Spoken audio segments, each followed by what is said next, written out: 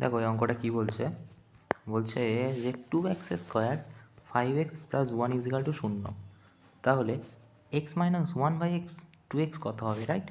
তো এখানে লেখা আছে 2x² + 5x + 1 = কত, 0। এবারে যদি আমরা প্রতিটার নিচে দেখো আমাদেরকে এখানে 2 আনতে হবে এক্সের জায়গায়, ঠিক আছে?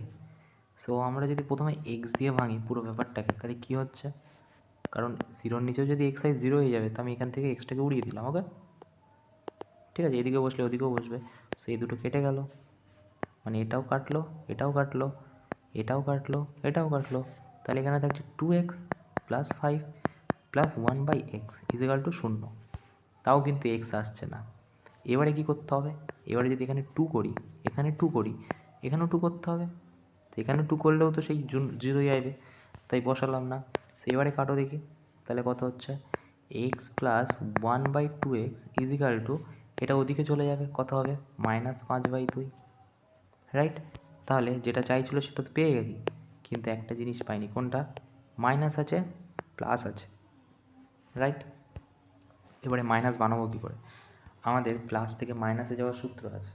কী সূত্রটা, সূত্রটা হচ্ছে এখানে যদি x + 1/x = যদি k হয়, ঠিক আছে? সো মাইনাসে নিয়ে গেলে আমরা কি করব, k - 1/x এর ভ্যালু যদি বসাই, তখন হয়ে যাবে k² - 2। ওকে, সো এটাকে যদি পুরো k ধরি আমরা, তাহলে গল্পটা কী হবে, গল্পটা হবে, ধরো এইটাকে তুমি ভাঙছো, ঠিক আছে, k² মানে এটা স্কোয়ার যদি হয়ে যায় তাহলে মাইনাসটা উঠে প্লাস হয়ে যাবে, সো 25/4 হয়ে যাবে, -2, রাইট? তাহলে 4 × 8, তার নিচে 4 হবে, 4 × 8 17/4 হয়ে যাবে।